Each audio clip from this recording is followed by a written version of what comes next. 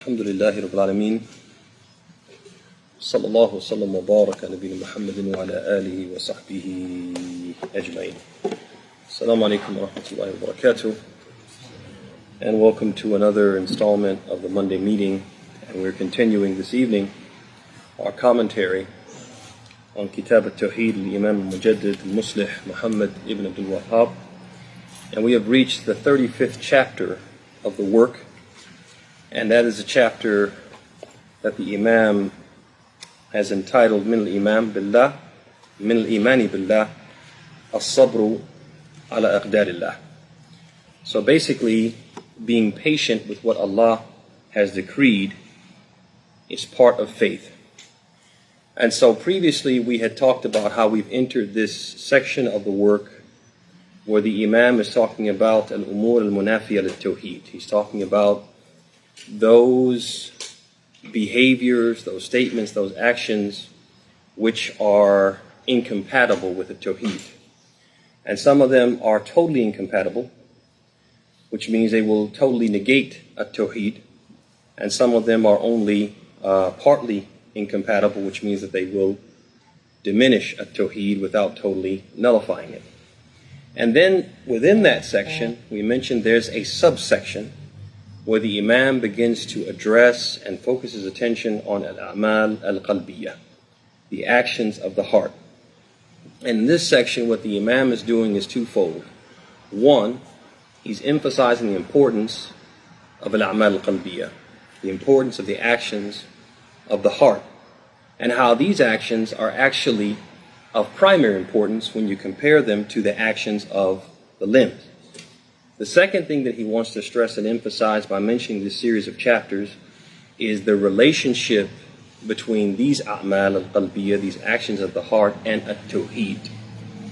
And so basically what he's teaching us in a roundabout way is that at-Tawheed is not just avoiding certain physical acts or physical behaviors. Like some people will be under the impression that Tawheed is avoiding wearing amulets or charms and believing that they can somehow impact the outcome or offer you protection independent of Allah's will. Or they might think that a Tawheed is when a person avoids making ritual sacrifices to false deities or idols or saintly persons, or avoiding attending shrines. All of these are physical acts, and many people might limit or restrict the Tawheed to these physical acts. So the Imam is teaching us by this series of chapters that a Tawheed goes beyond the physical, and that the heart can also commit a shirk, and the heart also has an obligation to observe a Tawheed, to practice a Tawheed. And so he brings this chapter dedicated to as-sabr, patience, perseverance, and forbearance, and teaching us the alaqah, the relationship between as-sabr and at-Tawheed, to the point that he says, Min al-Iman Billah. It is part of being faithful. It's part of being a person who has faith to practice and observe and to exercise patience. So before we get into the chapter, there's a few things that should be said surrounding the topic of as-sabr. So first of all, as-sabru lughatan, the as-sabr in the language of the Arabs, it means al-habs. It means al-habs, which means to practice restraint, to exercise restraint, to be in control as opposed to being out of control or unhinged. So that's the meaning of as-sabr lughatan. And as-sabru shar'an, in the language of Islam, in Islamic terminology, as-sabru, it is habsun nafs ala ta'atillah, wa ala tarki ma'asiyatillah, wa ala aqdarillahi al-mu'lima. It is practicing self-restraint and compelling oneself to be obedient to Allah, to resist the temptation to disobey Allah, and to accept the unpleasant decrees of Allah. And so right there you can see that as-sabr, and we're going to talk about this later on, as-sabr it's three different types from the Islamic perspective, or it has three different levels. So one type of sabr is being patient in doing what? In doing what we've been obligated to do, like prayer, like fasting, like maintaining and protecting those under our charge, husbands taking care of their wives and children, etc. These are Islamic duties that we have to what? We have to do them and do them patiently, without complaining or without being annoyed or vexed by the obligation. Another form of patience is patience on avoiding the impermissible. That basically there are certain things that Allah subhanahu wa ta'ala has prohibited us from doing, and we accept those and avoid those willfully, willingly. We avoid those and we're not dissatisfied or upset with the prohibitions of Allah. And then last but not least, which is the one that we most commonly think of, is being patient as it relates to the unpleasant circumstances. Those things Allah decrees that if we had our way, they would have went differently. So this sabr is extremely important. It's an extremely important part of Islam. And this is evident by the fact that the Imam he didn't just say, for example, Bab al-Sabr, the chapter of patience. But he said, Bab min al-Iman, the chapter that sabr is part of faith. It is part and parcel of faith. Faith and being patient, they go hand in hand. Emphasizing the fact that what? This is not a light matter in Islam. It's something very significant in Islam. It's an important part of Islam and being a Muslim. And we can see this from a number of angles. What the Imam is indicating is supported from a number of things. First of all, if you look at the Quran, you will see that Allah subhanahu wa ta'ala has emphasized as-sabr by mentioning it around 90 times. As-sabr has been mentioned in the Quran, according to Imam Ahmed, it has been mentioned 90 times. I'm going to ask you honestly, if a person mentioned in a speech a word 90 times, you would think that that word is significant. It's very important, right? Allah subhanahu wa ta'ala mentions the word as-sabr in the Quran 90 times. Another indication that as-sabr is extremely important in Islam is that whenever Allah subhanahu wa ta'ala mentions it in the Quran, He encourages it and incentivizes it, and He does this, as Al-Imam Ibn Qayyim mentioned, He does it in different ways. He doesn't just say, for example, He doesn't just order us to be patient, but He incentivizes and encourages us to be patient, and He does this in different ways. According to Ibn Qayyim, He does it in about 22 different ways. He approaches it from different angles to show us, hey, be patient, and you should want to be patient, and this is what's in it for you if you're patient. So, for example, sometimes Allah subhanahu wa ta'ala will command the believers to be patient. So, for example, toward the end of Al-Imran, the 3rd chapter, Allah subhanahu wa ta'ala says, Ya ayyuha alladhina amanu isbiru wa sabiru. He says, O you who believe, be patient and endure. He commands it. Whenever Allah commands us with something, it means that He what? He loves it. He loves it. And it's extremely important to Him that we what? That we practice it. But from ba'd dhalik, another way, Allah subhanahu wa ta'ala, He will tell us, another way that He incentivizes it or encourages it, is He tells us that He loves the people who practice it. So, for example, Allah subhanahu wa ta'ala says, also in Surah Al-Imran, toward the last quarter of the surah, Allah subhanahu wa ta'ala, He says, Wallahu yuhibbu as-sabirin. He says, Allah loves those who are patient. He loves those who practice patience. Another example is, for example, He'll tell us the reward He has in store for the people who exercise patience. So, for example, He says at the end of Surah, not at the end, toward the beginning actually of Surah Al-Zumar, He says, إِنَّمَا يُوَفَّ الصَّابِرُونَ أَجْرَهُمْ بِغَيْرِ حِسَابٍ. He says, indeed, those people who exercise patience will receive a reward without limits on the day of resurrection, without limits, a limitless reward.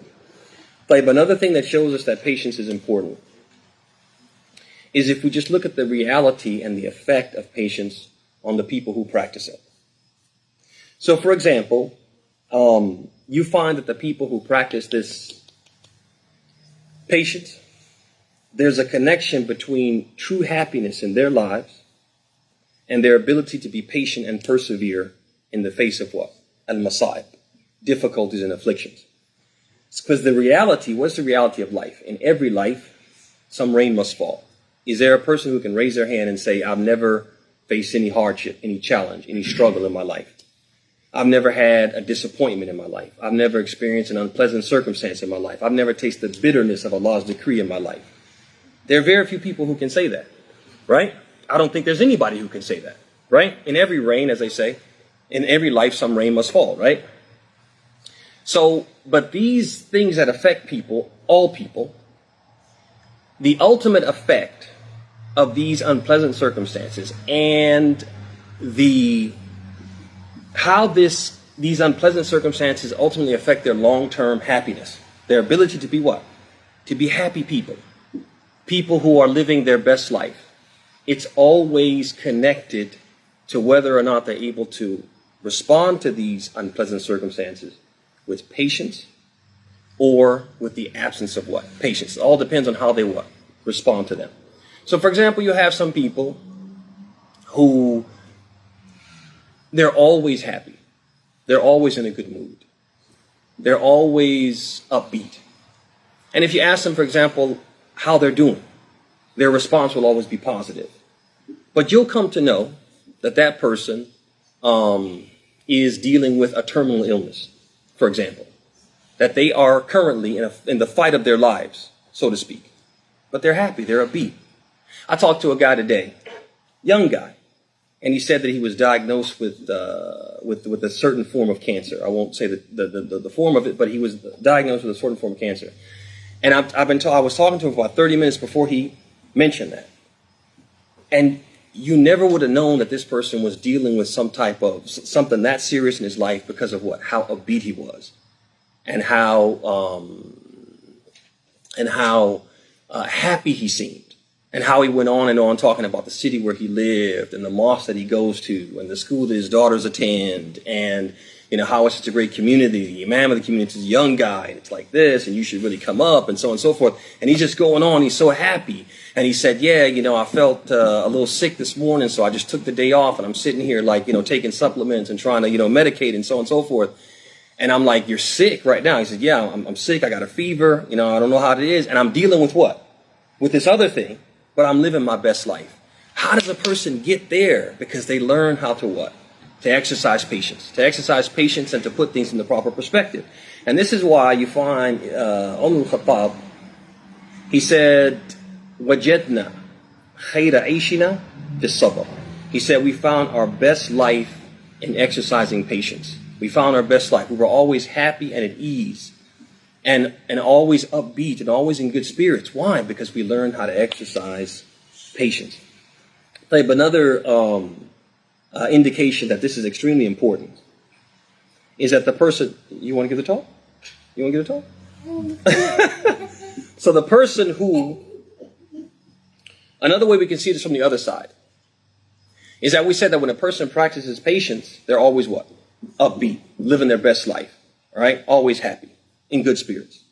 But on the other side, when a person is deprived of patience, they don't know how to exercise patience. The difficulty comes, and they what? They become what? Annoyed, agitated, vexed. That person is always anxious, they're always depressed, they're always worried, they're always unsettled, they're always unhappy, no matter how many things are going good for them. When this one thing is not going good for them, that just what? It makes it seem like their whole world is coming crashing down. Why? Because they haven't learned to what?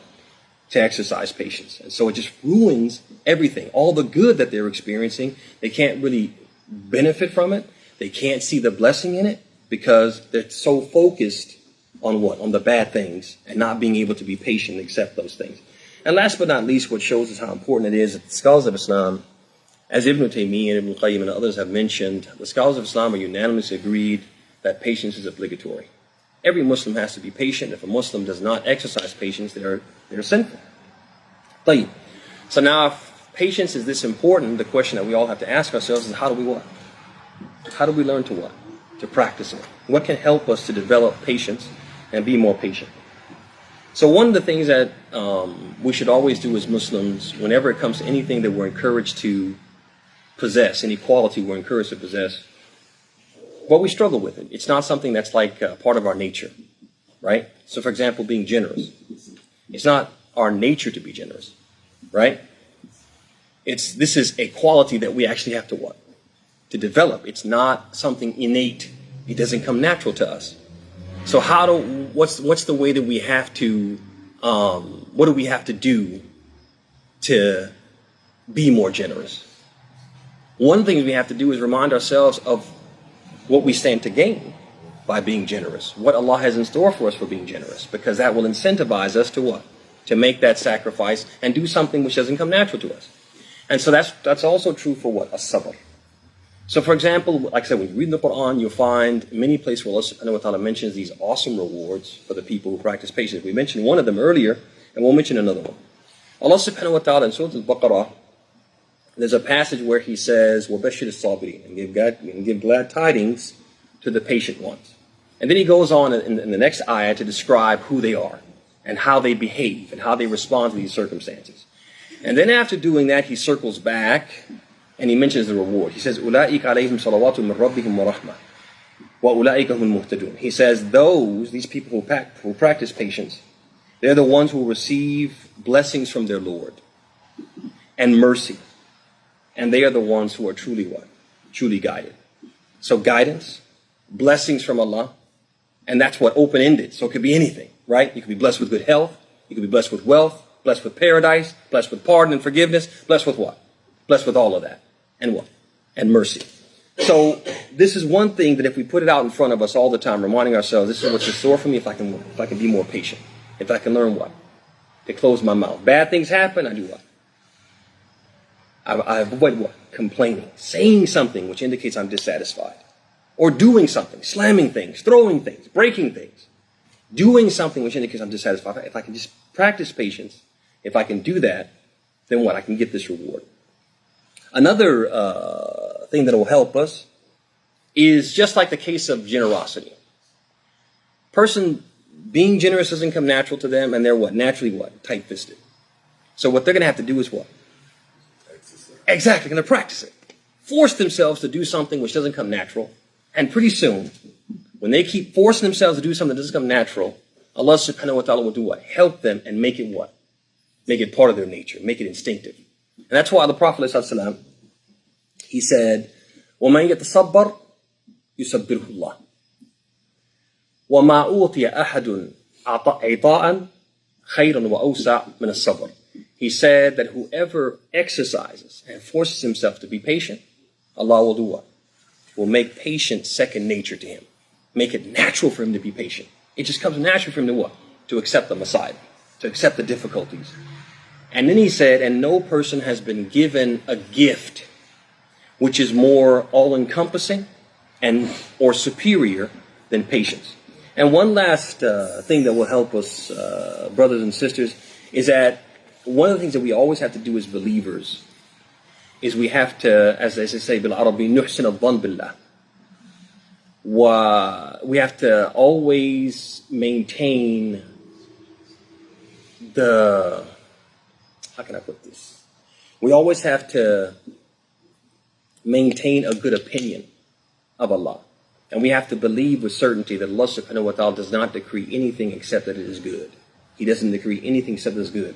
And sometimes when you look at something from a very narrow perspective, it looks bad. But if you were able to look at it with a more inclusive view, a broader view of everything, a more all-inclusive view of everything, all the circumstances together, that thing that looks on the surface at the beginning as something bad ends up being something actually which is good. And some of us have experienced this in our life. At the first instance of something happening, we think, oh, this is terrible.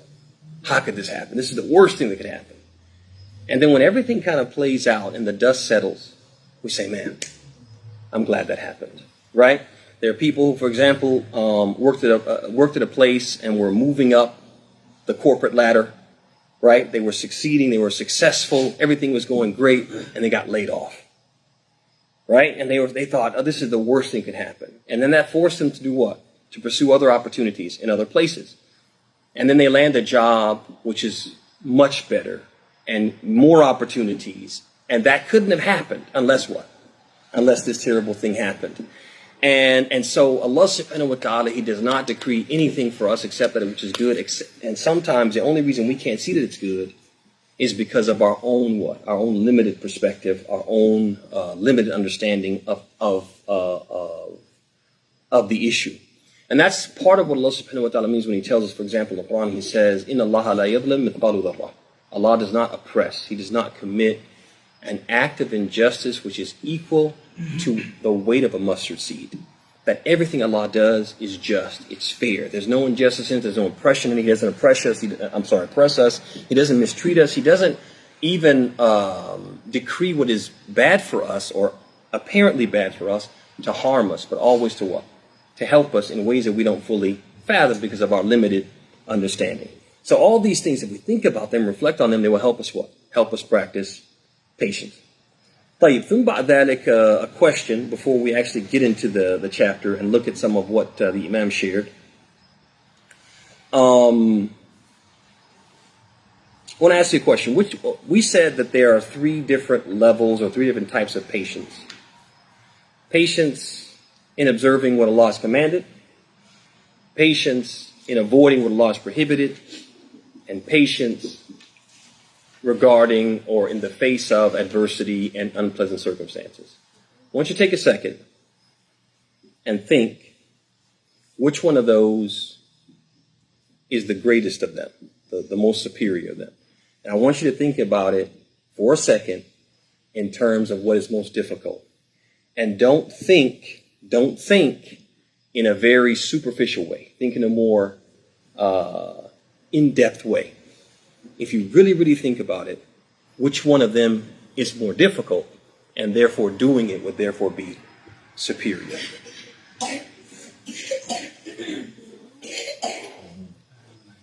What do you think? I think the last one, the exhibiting patience in the face of adversity. Okay, that's okay. Anybody else agree with that, or anybody have a different one? Huh? Okay. I say being patient with what Allah has commanded you to do. MashaAllah. Anybody agree with Hamza? MashaAllah. Like, what's your name, Akhi? Swag like dad. What's your name, brother? Huh? Max. So, Max, you agree with Hamza. Anybody else agree with Hamza? No, I Mumtaz. agree with my dad. You agree with your dad? Okay. I understand. Be on team dad. Swag like that. I like that. All right.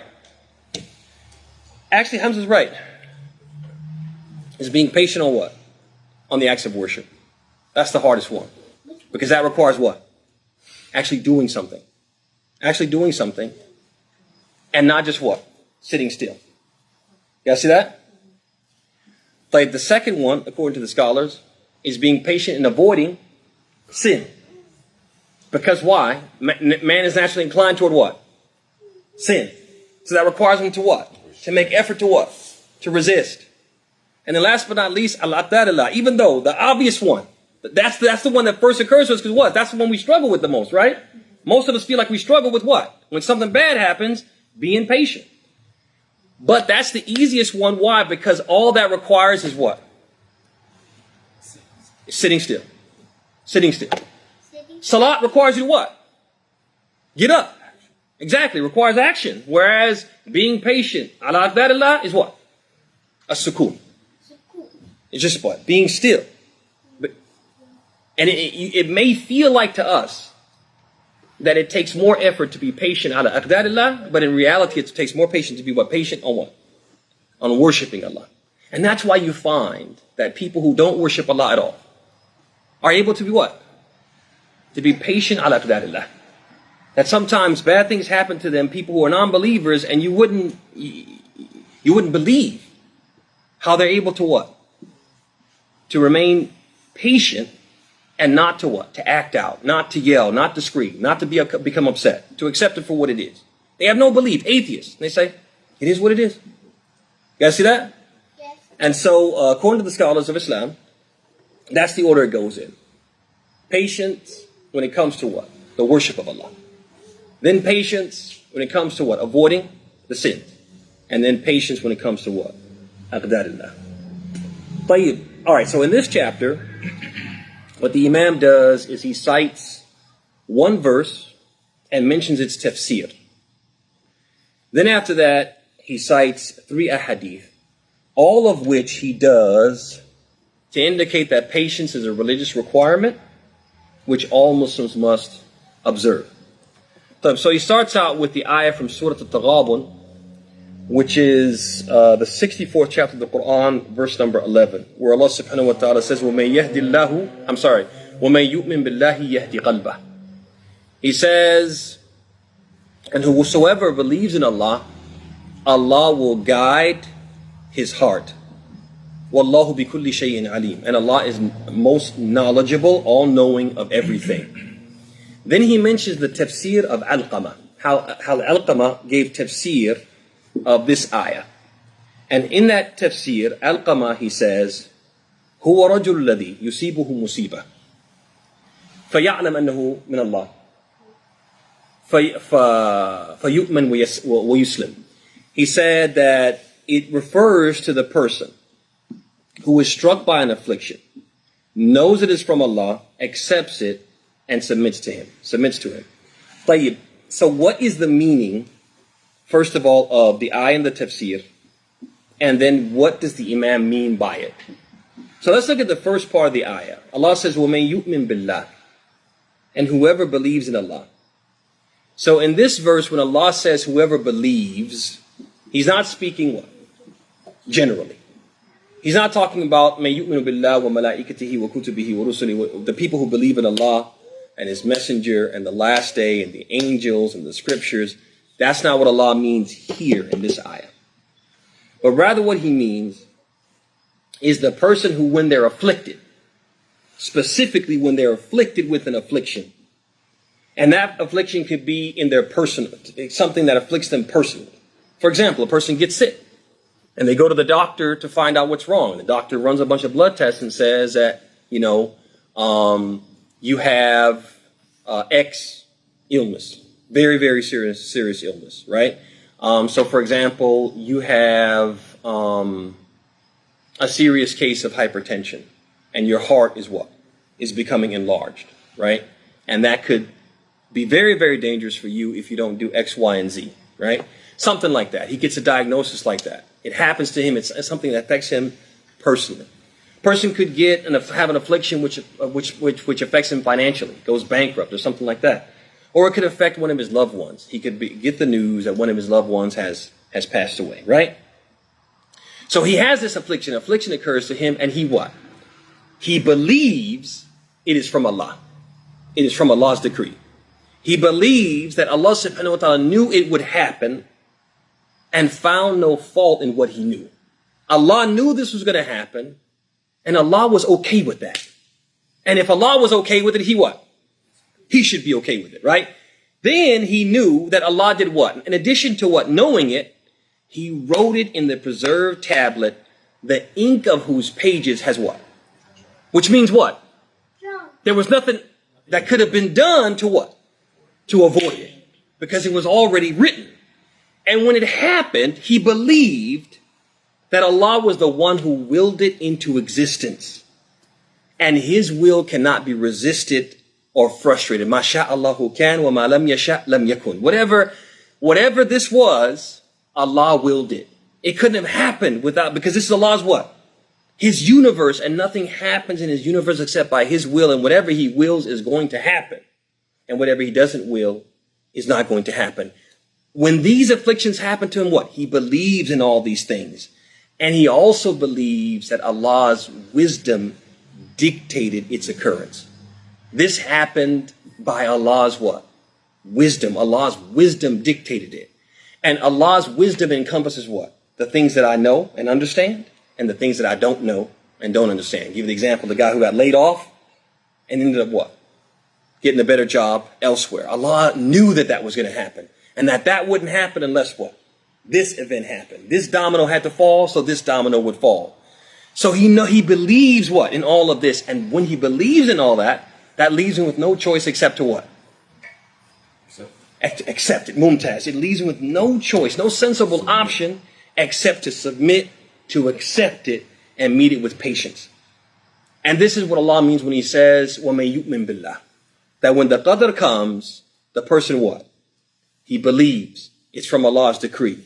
There was no way it could have been avoided. Allah willed it, and He doesn't will anything except that it's good. And whatever He wills is going to come to pass. And it was from His wisdom that it came to pass. You guys see that? He believes in all these things.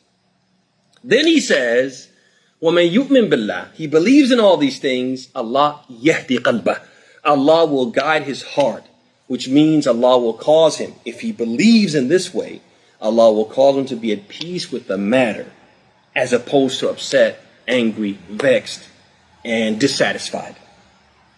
So basically Allah, if he does his part, Allah will do what? Allah will do the rest and make him strong in the face of adversity and make it easy for him to persevere. And in this way, the person will get, by believing in Allah, he'll actually get what? 2 rewards, or a double reward, a dual reward. The first reward is the reward he gets in this world, which is Allah's guidance. Allah making him patient and making perseverance part of his nature. And then the second reward is the reward he'll get for that in the hereafter, whatever Allah has prepared for him, whatever Allah chooses to give him in the hereafter. طيب. So now this selection by the Imam, the ayah and the tafsir, it teaches us a few things. So one, he's teaching us that patience is a branch of faith. It is part of faith. It's as if Allah subhanahu wa ta'ala said, "May yu'min yasbir," that the people who believe are what? Are patient. The sign that a person believes is that they are patient. That's the meaning of when he says, وَمَن يُؤْمِن بِاللَّهِ يَهْدِ قَلْبَهُ, that the people who believe, they'll exercise patience. They go hand in hand. طيب. Another thing it teaches us is that patience is a form that Allah's guidance can take. And so what does that mean when he says, وَمَن يُؤْمِن بِاللَّهِ يَهْدِ قَلْبَهُ? Whoever believes in Allah, Allah will guide his heart. Allah will make him patient. So if you don't believe in Allah, Allah will make you what? Patient. Or if you don't exercise patience, it shows that what? Your faith is lacking. You guys see that? Yes. Like, another lesson that we get from this selection is that, as the scholars say, al-hasanatu tad'u ukhtaha, that one good deed will lead to what? Another. And every good deed will call out to be accompanied by another good deed, will call out to another good deed. So when the person believed, they believed this is from Allah. And it couldn't have happened any other way. And it's from Allah's wisdom. And whatever Allah willed is good for me, even if I don't fully realize how it could be good for me. When the person believes in that way, that good deed that he does calls out to what? Another good deed, which is what? Guidance. Right? And Allah making him what? Making patience part of his what? His nature. That when we do good, it calls to what? Another good thing, and another good thing, and another good deed. Start stacking what? Stacking good deeds and blessings from Allah subhanahu wa ta'ala. But last but not least, is that when he says, وَمَن يُؤْمِن بِاللَّهِ يَهْدِ قَلْبَهُ, and we kind of alluded to this earlier, it has what we call mafhum mukhalafa. It has the opposite meaning as well. That basically the person who doesn't believe, meaning when they don't exercise patience and they don't believe it's from Allah and it couldn't have been any other way and this is from Allah's wisdom, they don't believe in these things. So sometimes some people, whenever something happens, they attribute it to what? Natural causes. They attribute it to nature, right? This is just what? This is just what, basically God had nothing to do with it. There's no such thing as divine intervention. These things just what? They happened and they couldn't have been avoided, right? Meaning Allah had no what? Had no role in what came to pass. They don't believe in that way. Some people don't believe in that way. Or some people don't believe that what? This is from Allah's wisdom. There's good in it even if I don't see it. They blame Allah instead. And they consider him unjust. And if the person does that, they don't believe either in this way, they don't believe in that way, then Allah will not what? Will not guide them. وَمَن يُؤْمِن يَهْدِ قَلْبَهُ. Whoever believes, Allah will guide his heart. If you don't believe, Allah will not guide your heart. And so Imam as-Sa'di rahimahullah ta'ala, in his tafsir, he talks about how if a person's on the other side of that, he doesn't believe, Allah will do what? Will leave him in the lurch and leave him to fend for himself. And he said when a person who's left to fend for himself is faced with affliction, what do they have to hold on to? All they have to hold on to is complaining and destructive behavior. It's like a person in quicksand, and there's a stick in the quicksand, and they try to pull themselves out with what? The stick. With that stick that's in the quicksand. It's not like there's a what? There's a tree rooted to the ground outside the quicksand that they grab onto and try to pull themselves out. No, there's a twig inside the quicksand, and they do what? They try to pull themselves up with what? A twig in the quicksand. It's like he's saying that basically that when a person disconnects himself from Allah and Allah cuts him off and leaves him to fend for himself, he's like what? That person what? Grabbing onto the twig in quicksand. That what does he have? All he has is what?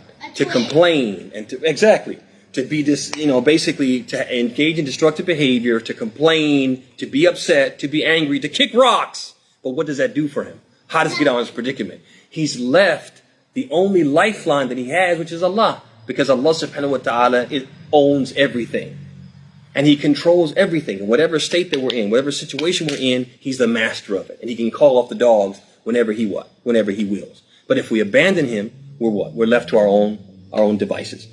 But ثم بعد ذلك, he mentions the hadith of Abu Hurairah, in which he said, the Prophet ﷺ said, اثنان في الناس هما بهم كفر الطعن في النسب والنياحة على الميت.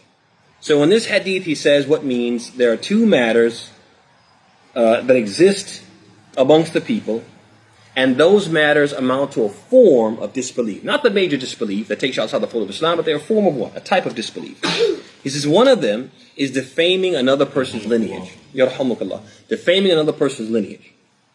And he said the second one is a niyahatu al-mayyit, which he translates as bewailing the deceased.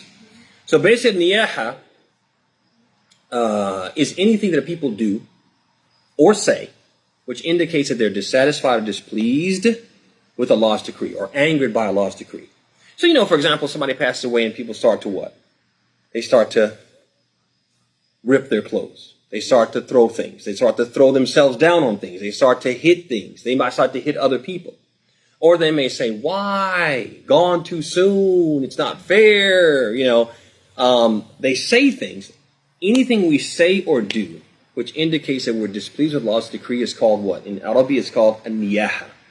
And the Prophet called this niyaha a type of what? A type of kufr. And what does that tell you? If Allah or His Messenger calls something kufr, even if it isn't the major kufr, they're at least telling us it's what? It's haram, right? It is haram. It's prohibited, right? And that means that the opposite, which is patience, is required. طيب. Then he mentions the hadith of Abdullah ibn Mas'ud, which was also collected by Ahmed in an authentic chain on the quote of Abdullah ibn Mughaffal. And that's the statement where he says, لَيْسَ مِنَّا مَنْ ضَرَبَ الْخُدُودِ وَشَقَّ الْجُيُوبِ وَدَعَى بِدَعْوَى الْجَاهِلِيَّةِ. He said, he who slaps the cheeks, tears the clothes, and calls to or follows the ways and traditions of days of ignorance is not from us. So not from us is an indication that what they're doing is haram, and the opposite, patience, is required, right? But ثم بعد ذلك, he mentions the hadith of Anas. And that's the one where the Prophet said, إِذَا أَرَادَ اللَّهُ بِعَبْدِهِ الْخَيْرِ عَجَّلَ لَهُ الْعُقُوبَ فِي الدُّنْيَا وَإِذَا أَرَادَ اللَّهُ بِعَبْدِهِ الشَّرَّ أَمْسَكَ عَنْهُ بِذَنْبِهِ حَتَّى يُوَافَى بِهِ يَوْمَ الْقِيَامَةِ. So what this hadith teaches us is that whatever happens to us in this world of afflictions, hardships, challenges, struggles, etc., there's a benefit in that we may not fully grasp, and if we grasp it, it would help us to be patient. What is that benefit? What does that benefit? Patience. Well, there's no question that patience is one of the benefits that we get out. We develop this characteristic. But what does he say in the hadith? He says, whenever Allah wills good for a slave, He hastens to punish him in this life. And when He wills evil for a slave, He withholds punishing him for his sins until he comes before Him on the day of judgment. So read between the lines. Purification. Ahsant. That basically, when Allah loves you and you do something wrong, one of the ways that He wipes your slate clean is through what? Through these masa'ib, through these hardships, these trials and tribulations. But when He doesn't do that, when you don't get that expiation, that means that what? You meet Him with sins that require that you be punished to be purified. You guys see that? And so one of the benefits of the Masa'ib is that they're expiators. They wipe out or they wipe away and blot out sins from our records, and they remove or lighten the burden of what? Of iniquity, right? All that burden that we're carrying of sins, it lightens that burden, lessens the burden. So when we meet Allah subhanahu wa ta'ala, we meet Him with fewer sins, and we meet Him not requiring what? Purification, because we receive the purification in this world through the Masa'ib. So in this way, you could, if you want to put it, you could say Allah is doing us a favor through what? Through these Masa'ib, through these hardships and difficulties. And so what this is teaching us basically is to look on the bright side of the tribulations. It's a purification. And you hear people say that sometimes, right? They get sick, they're like deathly ill, and they'll say, I hope that Allah will make it at-Tawheed. It shows what? They have the right mindset. Yeah, I'm sick. This is killing me, but I hope that Allah will do what? Will expiate my sins and purify me through this. But last but not least, I want to mention this last athar because it'll enter us into a section, and we're going to close out with that. And in the hadith collected by Tirmidhi, the Prophet said, "Inna idam al-jaza' ma'a idam al-bala, ma'a idam al-bala. وإن الله تعالى إذا أحب قوما ابتلاهم فمن رضي فله الرضا ومن سخط فله السخط." I want you guys to focus your attention on the last phrase. He says, what means the greatness of the reward is tied to the greatness of the trial. When Allah loves a people, He puts them to trial. He tests them. Whoever accepts, but really the word isn't acceptance, it's a rida. It's to be pleased. He says, whoever is pleased, then for him is what? Pleasure. And whoever is displeased will gain Allah's displeasure. So focus on that last phrase, whoever is pleased. So now this musibah, this difficulty, this hardship afflicted them. And the Prophet is saying whoever is pleased with Allah's decree, then they'll get Allah's pleasure. And whoever is displeased will receive Allah's displeasure. So what do you see in that particular narration that you didn't see in the previous ones?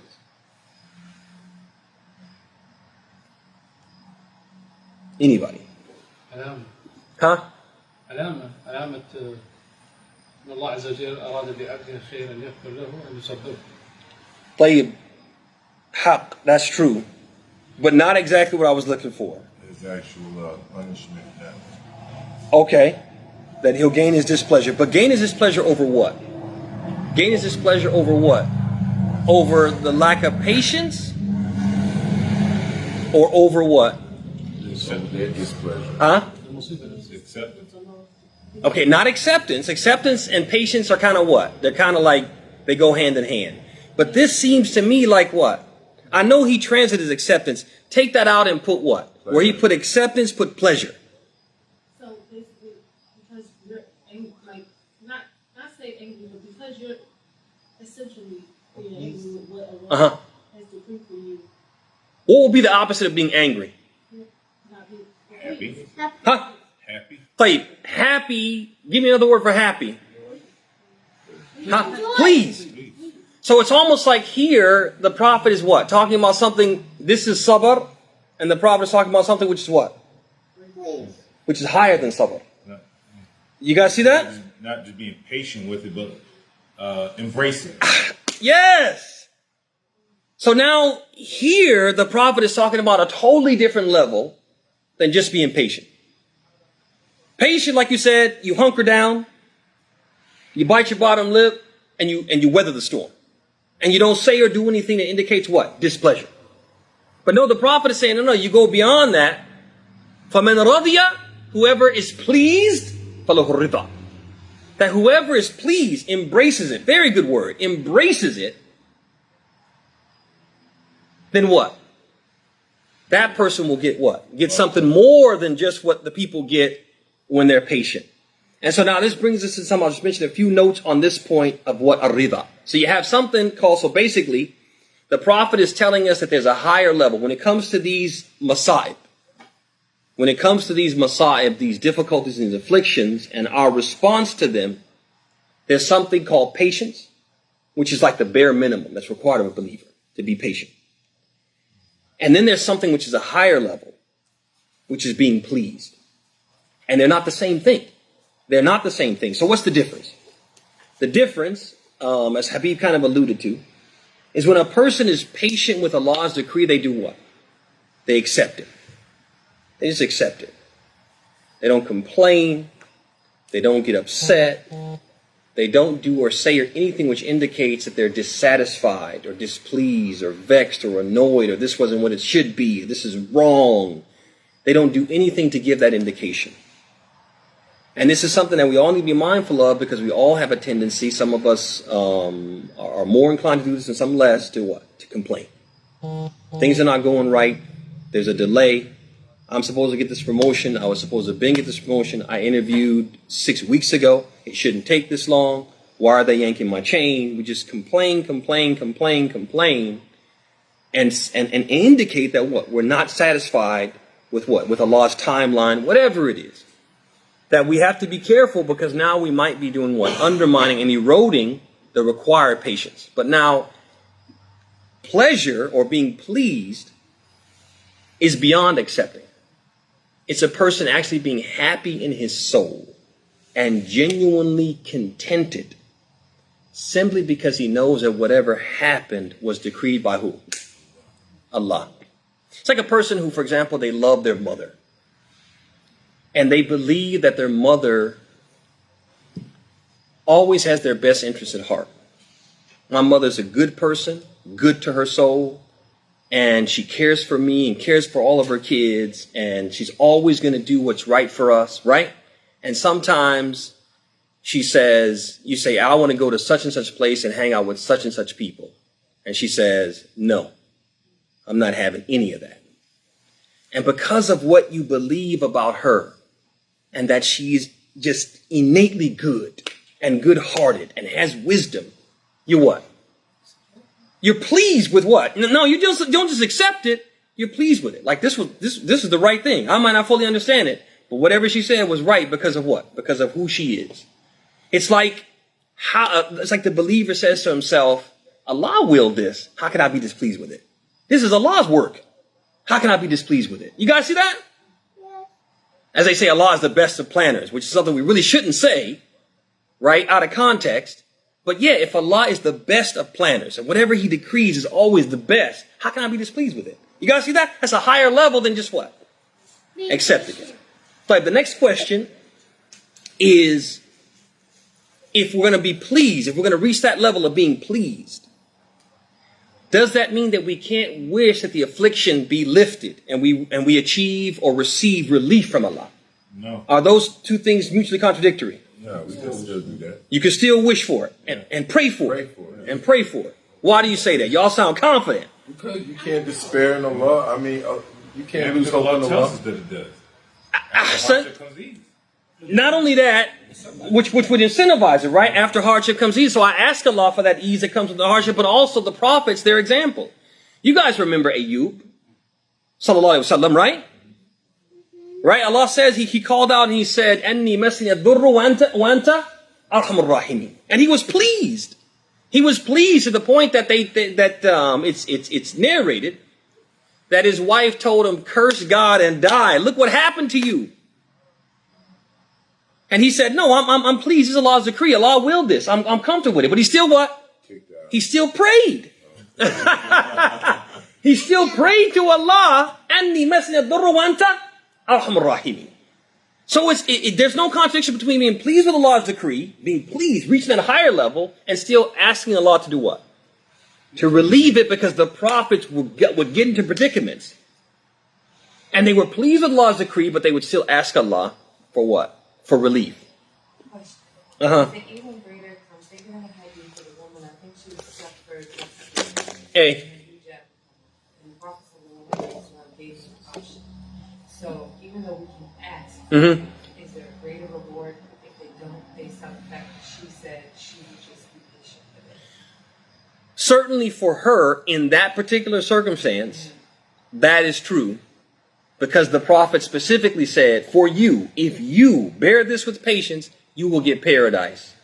We can't say that across the board. We can't say it across the board. We can certainly say for her in that circumstance, that was true because the Prophet narrated. It's almost as if we don't have proof generally, but we have proof specifically, and perhaps the Prophet was told by Allah that this will be her reward if she's patient. Inform her and give her the option.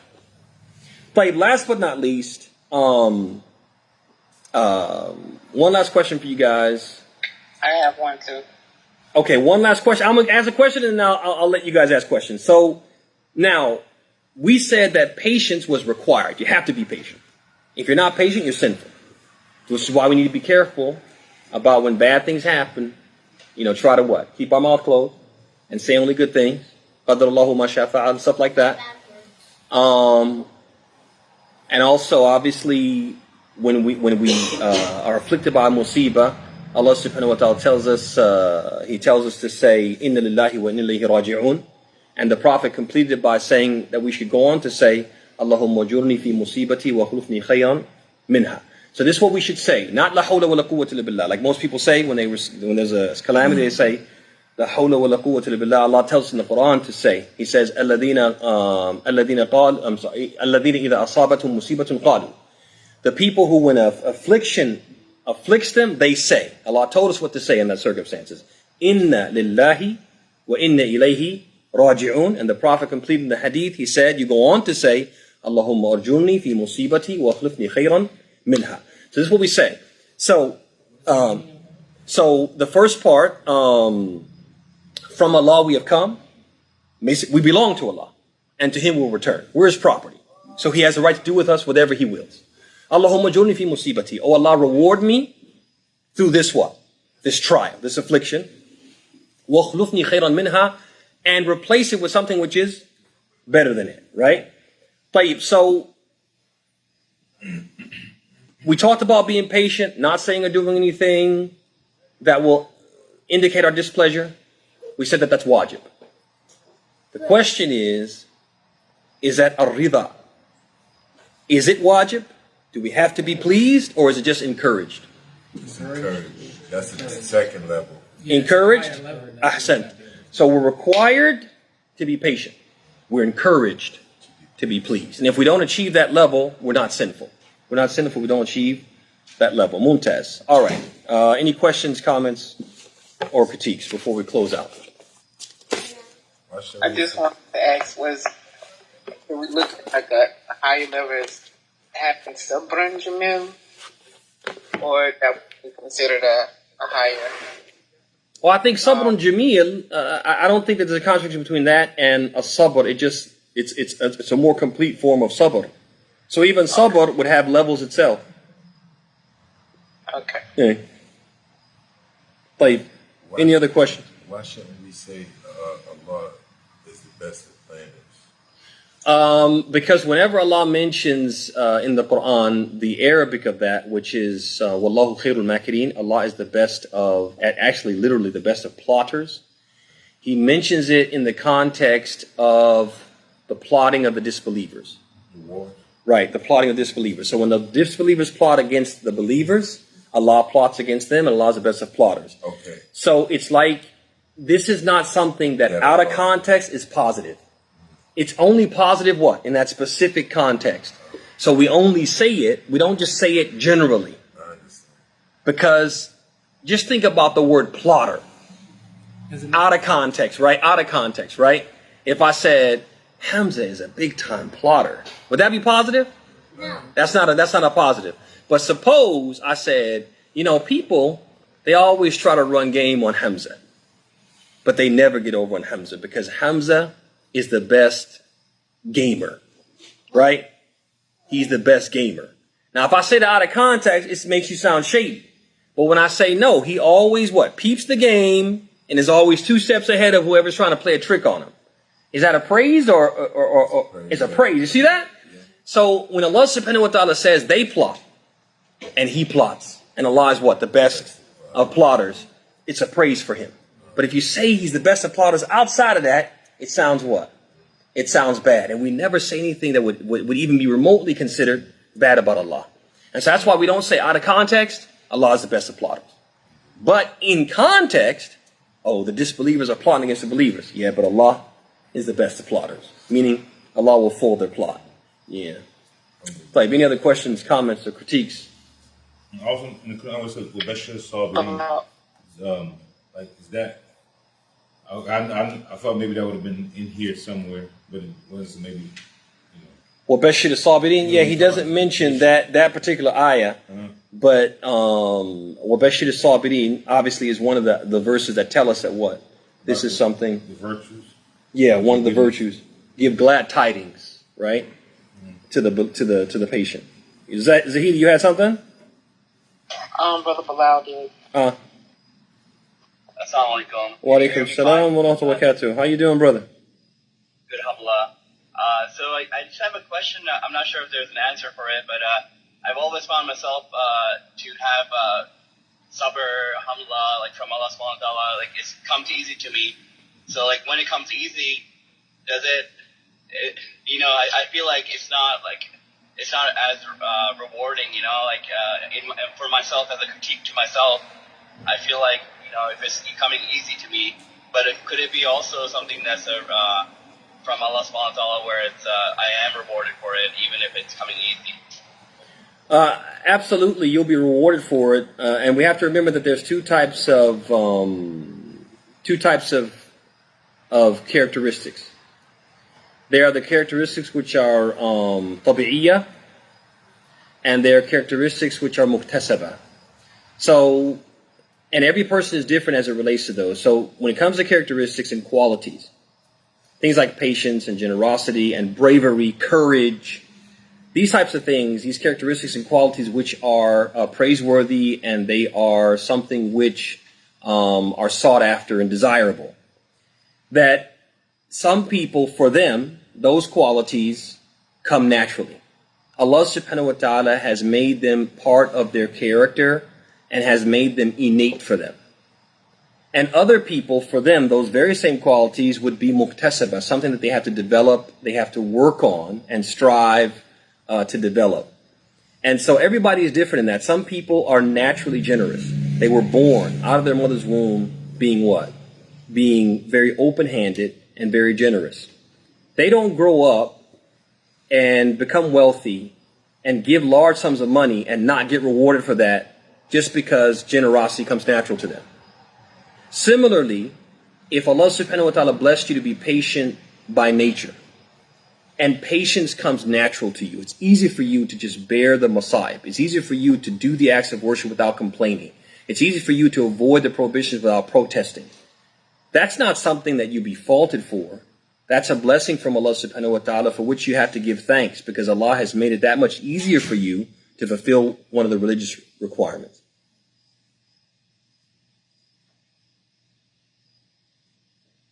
I'm sorry, I got a call at the wrong time, but I heard most of it at the beginning, and sorry about that. Well, I think they have the playback on, so you can always go back and play it back. Jazakallah khairan, brother. We were all kind of sitting here waiting to see if we had answered it or not, and then we found out that you were ignoring us. So, no worries, brother. Jazakallah khairan. I would usually I would hang up, but it was my wife, so. No worries. Yeah, you better answer that one. No worries, Akhi. I think the playbacks are on. And you can play it back later, inshallah ta'ala. I will, inshallah. Hey, may Allah bless you. Allah yubarak feek. Assalamu alaikum wa rahmatullahi wa barakatuh. Wa alaikum salam.